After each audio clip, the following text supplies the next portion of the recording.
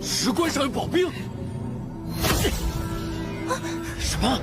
竟然提不起来，还真拉不起来，不好！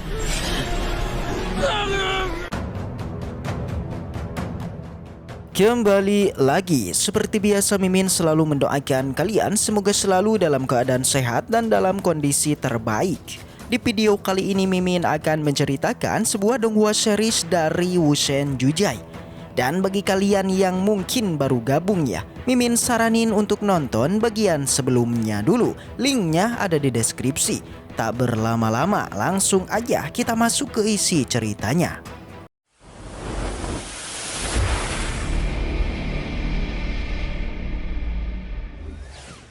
Di episode sebelumnya kita sudah melihat bagaimana keperkasaan dan kekuatan Qin yang begitu kuat membuat Tetua Wei dan Tetua Yu tidak lagi berani melawan Qin. Secara otomatis buah aturan juga langsunglah didapatkan oleh lore kita. Setelah diskusi yang cukup panjang, akhirnya tanpa disangka demi untuk menenangkan dua tetua tersebut, Sang Wuji bahkan bersedia untuk memberikan kompensasi atas kerugian mereka di reruntuhan ini, yaitu dengan diberikan 100 juta batu kelas tinggi. Alhasil semua orang pun setuju dan mereka pun kembali melanjutkan perjalanannya. Kita tahu jika dalam perjalanannya mereka kembali dihadapkan dengan gerbang besar yang di dalamnya terdapat sebuah tempat yang mereka kira merupakan markas dari ras asing. Hal itu bisa diketahui dari banyaknya monumen aneh serta benda-benda yang sangatlah langka. Bahkan di tempat tersebut mereka menemukan adanya beberapa pintu batu yang di dalamnya terdapat kristal darah yang cukup besar. Dikarenakan kristal tersebut tidak bisa diambil, maka semua orang pun memasuki setiap ruangan batu untuk menyerap kristal darah tersebut. Hingga akhirnya Lord Qin juga tidak mau ketinggalan dan langsunglah melakukan penyerapannya juga. Dan kita pun masuk ke cerita barunya. Pada saat proses penyerapan kristal tersebut, tiba-tiba dari cincin penyimpanan Lord Qin muncul lagi beberapa kristal darah yang ukurannya lebih kecil dari kristal yang ada di depannya. Dia memperkirakan penyerapan kristal darah ini akan sepenuhnya terserap dengan waktu 3 hari lamanya. Akan tetapi Lord Qin memperkirakan lagi untuk mempercepat proses penyerapannya, yaitu dengan mengeluarkan beberapa kristal darah tambahan.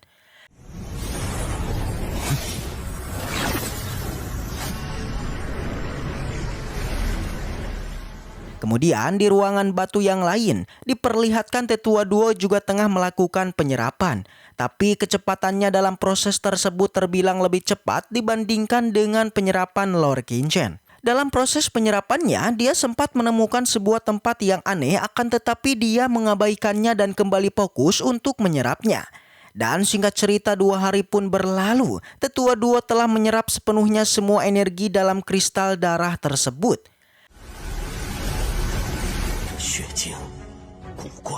Kembali ke tempat Qin. Di saat ini dia tengah memasuki momen kritis mendorong energi kristal darah pada seluruh tubuhnya.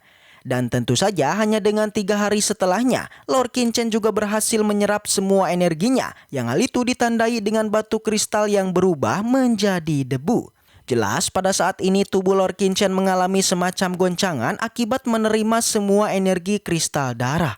Dan dari sinilah Lord Qin berencana untuk melakukan terobosan dan sebuah ledakan pun terjadi yang ternyata itu merupakan pertanda jika Lord Qin berhasil melakukan sebuah terobosan. Segera setelah itu Lord kita pun berdiri merasa senang atas terobosannya. Dia bergumam jika bukan karena kristal darah ini, maka Lord Qin tidak akan tahu berapa lama waktu yang dia butuhkan untuk menerobos ke tingkatan 7. Bisa dikatakan pencapaian tubuh abadi level ke-7 merupakan titik tertinggi yang pernah dicapai oleh manusia. Karena di kehidupan sebelumnya Lord Qin mengetahui kalau praktisi tertinggi di masa itu hanya mampu melatih tubuh abadi hingga level ke-7.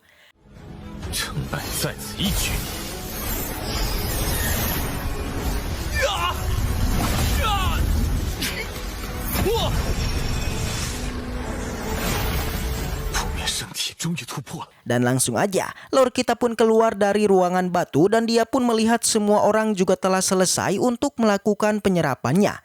Lagi-lagi Tetua Wei mulailah memiliki sebuah rencana untuk mencari kesempatan dalam melenyapkan Qin Chen. Dan karena semua orang sudah selesai menyerap kristal darahnya, maka dari itu Sang Wuji pun mengajak semuanya untuk melanjutkan perjalanannya.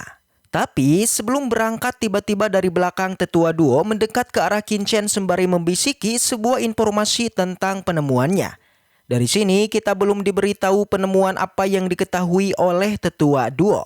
Seketika setelah mendengarnya, Lord Qin Chen menjadi terkejut dan langsung melirik pada ketiga wanita untuk terus berada di sampingnya, tidak boleh bertindak sembarangan mulai dari sekarang. Karena yang barusan dia ketahui merupakan sebuah bahaya besar. 知少，属下刚才。哦，你确定？你们三个过跟进我。 Singkat cerita, perjalanan pun kembali dilanjutkan dan tak lama mereka kembali dihadapkan dengan gerbang yang cukup besar. Namun gerbang itu sudah terbuka. Seperti biasa, orang yang pertama bergerak adalah Tetua Wei yang kini membuka pintu gerbang tersebut. Setelah terbuka, seketika angin kencang pun muncul dan lalu semuanya pun memasukinya.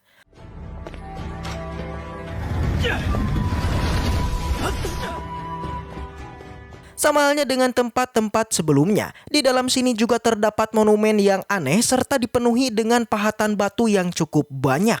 Awalnya semua orang terlihat biasa aja yang kini terus berjalan maju. Sampai akhirnya mereka pun melihat adanya sebuah cahaya api di ruangan batu dan cahaya tersebut dikelilingi oleh sebuah formasi tulang alias sebuah peti mati. Sang Wuji yang melihatnya dia menjadi terkejut sekaligus merasa takjub dengan para mayat ini yang kemungkinan merupakan praktisi yang cukup kuat.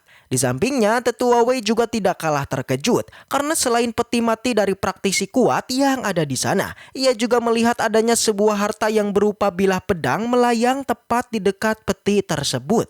Lagi-lagi Tetua Wei ini ketika melihat harta karun matanya menjadi cerah dan bahkan dia selalu bergerak pertama kali karena takut ketinggalan oleh orang lain. Benar aja Tetua Wei bergerak maju melesat untuk mengambil bilah pedang tersebut.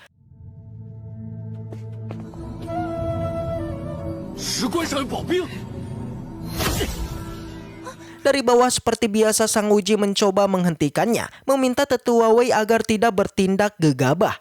Tetapi perkataannya tidaklah dipedulikan dan Tetua Wei pun melesat maju. Seperti sebelum-sebelumnya, Tetua Wei ini harus merasakan sial karena setiap kali harta yang dia inginkan tidak bisa dia dapatkan dengan begitu mudah. Terlihat ketika tangannya ingin menyentuh pedang tersebut, tiba-tiba ledakan pun muncul mengharuskannya terpental jauh. Selain itu, efek ledakan dari harta karun pedang ternyata memiliki racun es yang membuat Tetua Wei merasa kesakitan. Namun meski begitu Tetua Wei ini tidak pantang menyerah. Ia kemudian meledakkan daukinya dan kembali menerjang maju untuk mengambil pedang tersebut.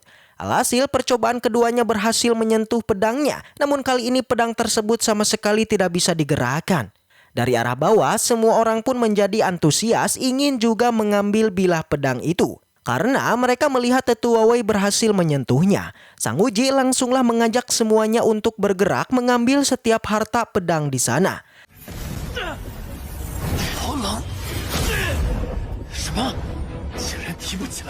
Awalnya Jiruyu juga inginlah maju tapi dihentikan oleh Lord Kita. Dia bilang di saat ini mereka tidak boleh bertindak gegabah dan lihat dulu aja hasil dari semua orang. Setelah sampai di depan salah satu bilah pedang, Sang Wuji kemudian kembali mengajak Qin Chen untuk mengambil harta pedang ini.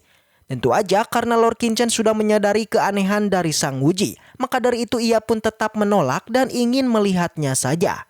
Terlihat semua orang pun sudah mulai berjuang untuk mencabut harta karun pedangnya.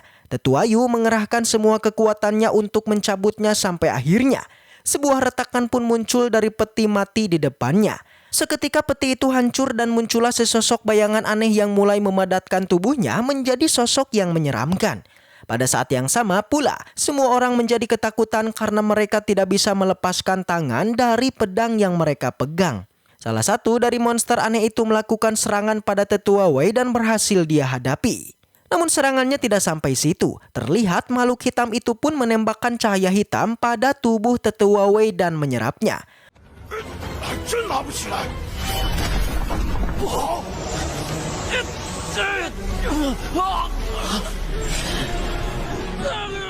Seketika semua orang pun menjadi panik dan dari bawah Lord kita melihat kejadian ini dengan begitu tajam. Dan setelah itu cerita pun bersambung. Tapi sebelum kita akhiri videonya seperti biasa Mimin akan kembali lanjutkan untuk spoiler lanjutannya. Langsung aja kita pun masuk ke spoilernya. Dalam cuplikannya kita bisa melihat kalau semua kejadian di tempat ini nampaknya sudah selesai. Terhitung beberapa murid sudah meregang nyawa ditambah juga dengan Tetua Wei dan Tetua Yu juga menghilang. Tersisa kini tinggallah kelompok Qin dan juga Sang Wuji yang terbilang selamat dari bencana barusan. Pada saat ini Lord Qin tidak lagi menyembunyikan keanehannya pada Sang Wuji dan dia pun langsung menuduh kalau Sang Wuji merupakan bagian dari ras asing tersebut. Jelas aja mendengar perkataan tersebut, Sang Wuji menjadi tidak menyangka ternyata Lord Qin sudah mengetahui identitas aslinya. Dan dengan itu Lord kita pun bersiap untuk melakukan pertarungan.